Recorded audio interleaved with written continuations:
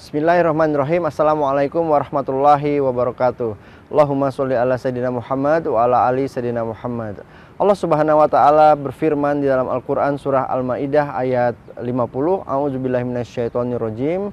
Afa hukmal jahiliyati yabghun wa man ahsanu minallahi hukman liqaumi yuqinun. Apakah hukum jahiliyah yang engkau kehendaki, dan hukum apakah yang lebih baik dari hukum Allah bagi orang-orang yang yakin?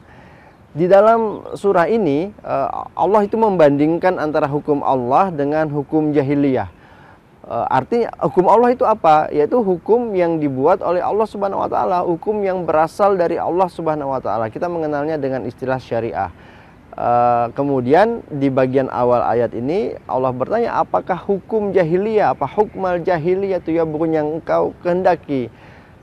Berarti selain hukum Allah, yaitu hukum bukan dari Allah Subhanahu wa taala. Apa itu? Allah mengatakan hukum jahiliyah. Nah, apakah hukum jahiliyah yang kita kehendaki? Padahal hukum apakah yang baik, yang terbaik? Ahsanu minallah, hukum dari Allah bagi orang-orang yang yakin. Nah, seharusnya bagi orang beriman ini pertanyaan ini sudah tidak ada pilihan. Jawabannya itu sudah pasti.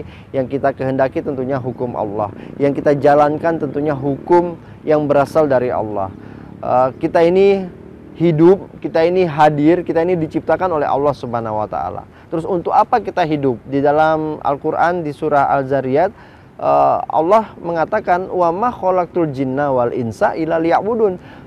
Allah tidak menciptakan jin dan manusia kecuali untuk beribadah kepadanya. Artinya kita ini diciptakannya untuk beribadah. Kita berasal dari Allah, kita hidup untuk beribadah kepada Allah.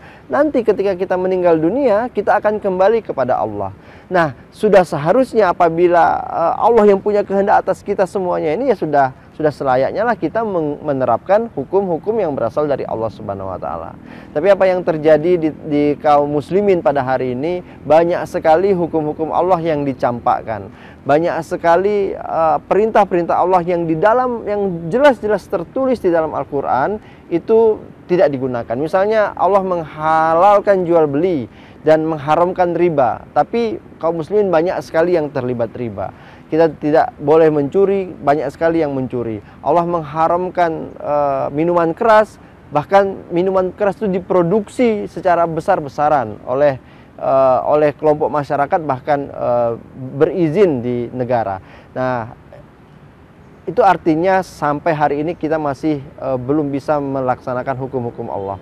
Wajar ketika kemudian azab Allah itu datang, kita rasakan ketika kita masih hidup di dunia ini. Kaum muslimin, pemirsa yang dirahmati Allah Subhanahu wa taala, Ramadan kali ini sekaligus ibadah menahan lapar dari makanan dan minuman. Ini sudah selayaknya menjadi momentum bagi kita untuk introspeksi. Ini adalah bulan ibadah. Ini adalah bulan tempat kita betul-betul bisa berkomunikasi dengan Allah Subhanahu wa taala, membaca ayat-ayat Quran dan juga tentu saja mengamalkan apa yang telah tertulis di Al-Quran tersebut.